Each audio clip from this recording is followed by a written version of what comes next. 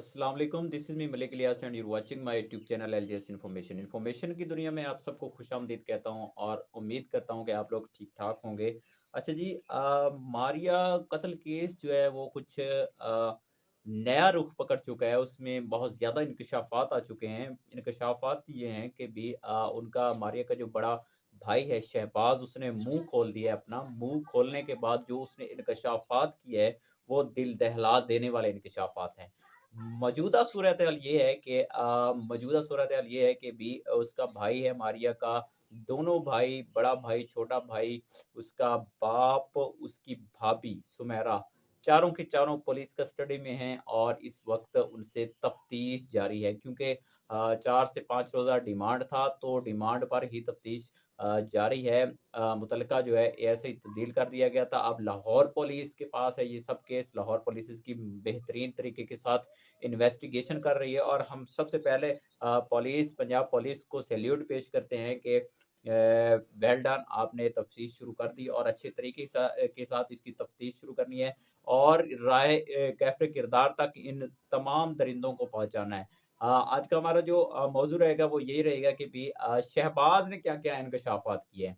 जी, बड़े भाई शहबाज़ ने मुँह खोल दिया और उसने कहा कि बिल्कुल मैं ही मुलव्वस था इस पूरी साज़िश में, इस घिनौनी साज़िश में। मैं अ, दूर से मतलब कि इसको हैंडल कर रहा था। दूर से मतलब ये है कि मैंने इस पर खुद को सामने ज़ाहिर नहीं किया है, बल्कि मैं इसके मेन कैफ़े किरदार, जो मुजरिम है वो मैं ही हूँ। मैं साइड पर रहना चाहता था। ये मेरा और मेरी बीवी की प्लानिंग थी। वो भी मैं आपको आगे चल के बताता हूँ कि ये प्लानिंग किस तरीके के साथ इन दोनों ने मिलकर की और कैसे अपने भाई और बाप को इन्होंने फँसाया है। तो भी उसने कहा कि भई पूरे 3 घंटे पहले सारा ख़ानदान जो था वो घर में मौजूद था। ये शहबाज़ का इंकशाफ़ आ रहा है कि भई पूरे 3 घंटे पहले कत्ल के मामले से, कत्ल का जो केस पेश है उससे 3 घंटे पहले ये टोटल का टोटल हमारा ख़ानदान घर में मौजूद था। और तसल्ली दे रहा था मारिया को कि भई आपने पुलिस में कोई रिपोर्ट नहीं करवाना, ना ही किसी को बताना है। हालाँकि उनका ताया जो है बड़ा, वो भी घर में आया था, उसको भी बताया गया, लेकिन वो भी इनमें इन्वॉल्व निकला या नहीं निकला, इसका अभी कोई भी सबूत पेश नहीं आया। मकसद ये है कि भी ये शहबाज़ ने कहा है कि अभी पूरा ख़ानदान जो 3 घंटे पहले ये जो मामला, ये जो वीडियो बनी है, ये जो कत्ल हुआ है, कत्ल से पहले 3 घंटे पहले ये पूरा ख़ानदान घर में मौजूद था।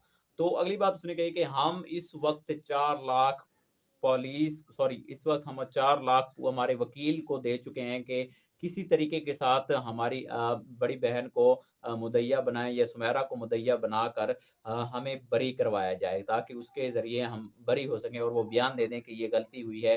जिस तरीके के साथ कंदील बलोच का मैं बार-बार ज़िक्र करता हूँ कि उ उस केस में भी ये ऐसे ही किया गया था कि बाद में 2 साल बाद में बाप ने जो है वो तकरीबन उस पर जो भी इल्ज़ामात थे उसकी सब की सब मुद्दई बनकर माफ़ करवा लिए थे और वो बाइज़्ज़त बरी हो गया था।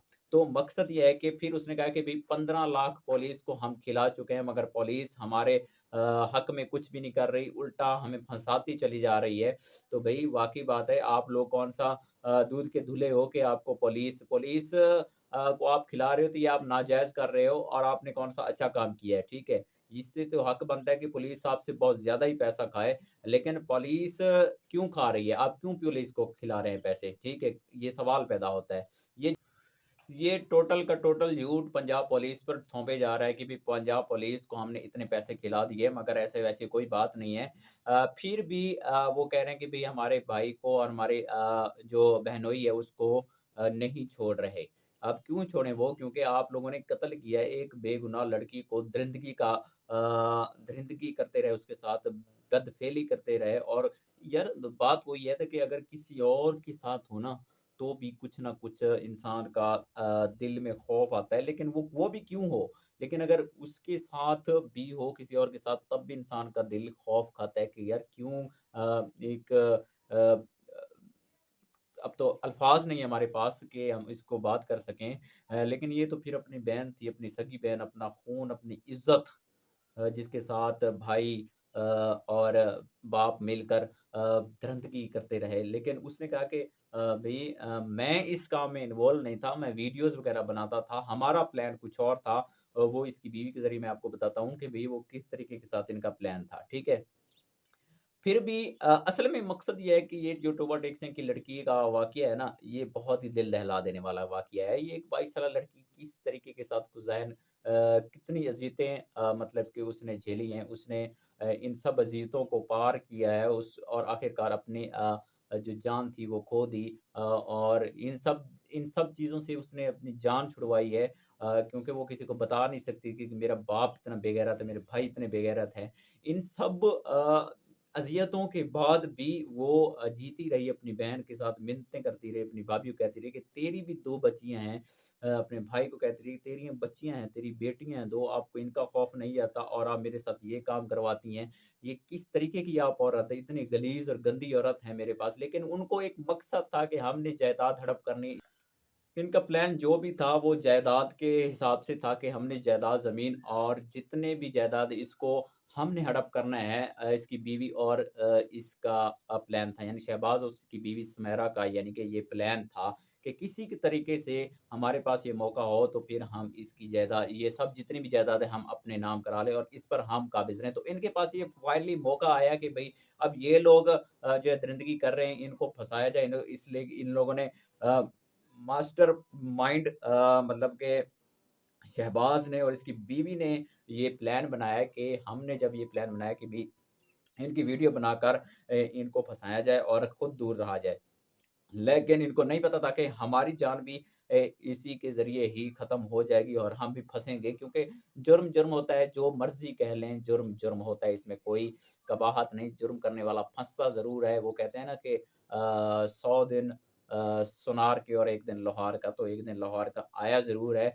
इन्होंने सोचा कि हम वीडियो बनाकर इनको फँसा देंगे और वो लड़की वैसे ही मर जाएगी। उन उसका सहारा भी है कि फिर लड़कियों को सामने से हटा देंगे और सारी जायदाद खुद खाते रहेंगे। ये लोग सड़ते रहेंगे जेल में, ये इनका प्लान था और इसको कबूल कर चुका है जो शहबाज़ है, वो उसने कबूल किया है कि मैं इस प्लान का मास्टर माइंड मेरा था और मेरी बीवी थी।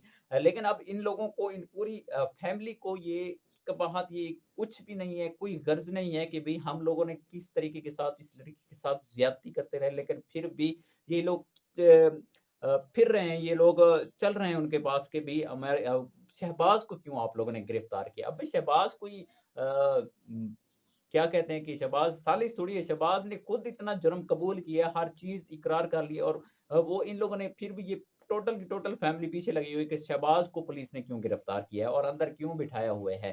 ये अब इन लोगों के माइंड में है। तो आखिर में प्लान यही बना कि भी अब सुमेरा ने कहा अपने इसके यानी कि भाई को शहबाज को यानी कि अपने शौहर को कहा कि अब ये सही मौका है जिस पर हम इस लड़की को मरवा देते हैं, इसको रास्ते से अलहदा कर देते हैं और इनको वीडियोज़ के ज़रिए फँसा देते हैं क्योंकि ये पहले से ये प्लान कर चुके थे कि भई हम लोगों ने जायदाद पर कब्ज़ा करना है ज़मीन पर कब्ज़ा करना है, ये घर है, ये भी हमारा है। इन लोगों को बाप-बेटों को फँसा देते हैं क्योंकि अगर एक केस इन पर बन गया ज़्यादती का बदफ़ेली का तो ये ताउम्र चले जाएँगे जेल में और हम बच जाएँगे।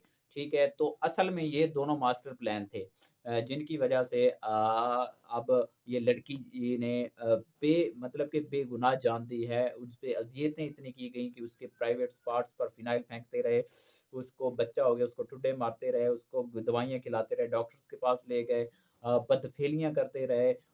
लेकिन वो सहती रही, गिड़गिड़ाती रही, मिन्नतें करती रही कि भई मेरे साथ ऐसा ना किया जाए, मैं आपकी बच्ची हूँ, मैं आपकी बहन हूँ, भाभी को साथ कहती रही कि भाभी मेरी खुदा का वास्ता है मेरी जान छुड़वाई इन लोगों से, ये एक दरिंदे हैं, सिफ़्त इंसान हैं।